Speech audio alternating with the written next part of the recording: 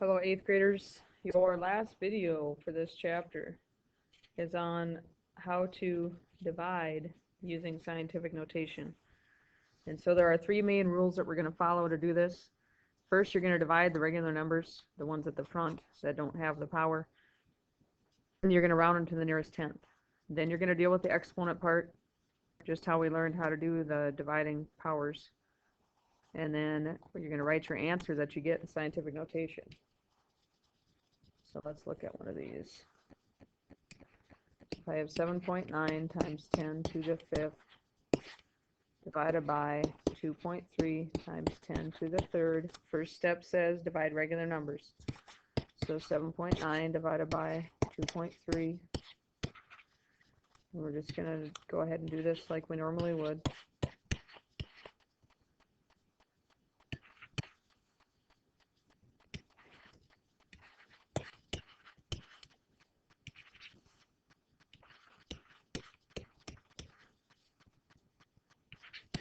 And I've gone far enough because I can just round to the nearest tenth and then stop. So I'm going to do 3.4. Then the second rule says deal with the exponents. What does that mean? Deal with the exponents. So what is 10 to the fifth divided by 10 to the third? The rule is you subtract these, right? So 5 minus 3 is 2. So 3.4 times 10 squared. And this one already is written in scientific notation the way that it came out. Some of them won't, so then you'll have an extra step. But for this one, that is your answer.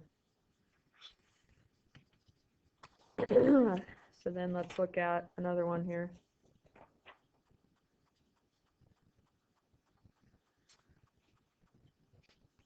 If I have 3.7 times 10 to the 7th, I'm going to divide that by 5.2 times 10 squared. So the first step says divide your regular numbers. So it's not going to go in there, so I already got to add zeros. So let's see, probably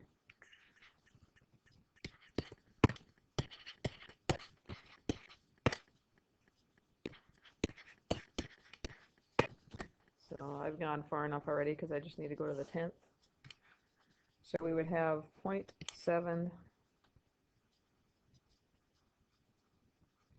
Now maybe we better put the 1. No, let's just do 0.7. So we'll do, well, we better have a 10th spot so that when we move our decimal it'll work. And then 10 to the 7th divided by 10 squared, we'll have 10 to the 5th, but that's not written in scientific notation. So I need to move my decimal one more spot. And because it's to the left, I have to subtract 1 from here, so it'd be times 10 to the 4th for my final answer. How about one like this? Just because it has a negative doesn't make it any different, really. It's just that our answer will be negative. So we're going to divide the two numbers. So negative 0.7. So I have negative 0.7, and I don't have anything down here, so it's just going to be times 10 to the third. But again, this is not written in scientific notation, so I have to do negative 7 or 7.0 times 10 to the, and again, because I have to go to the left because of the decimals over here, I have to subtract 1 from here, so it'd be times 10 squared. Then there's one other type of question for this section that we need to take a look at.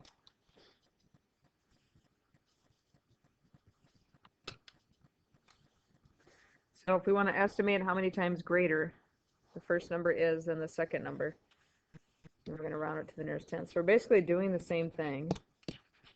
So I have 5.5 times 10 to the 18th, and then I have 8 times 10 to the 17th. So you're going to do 5.5 divided by 8.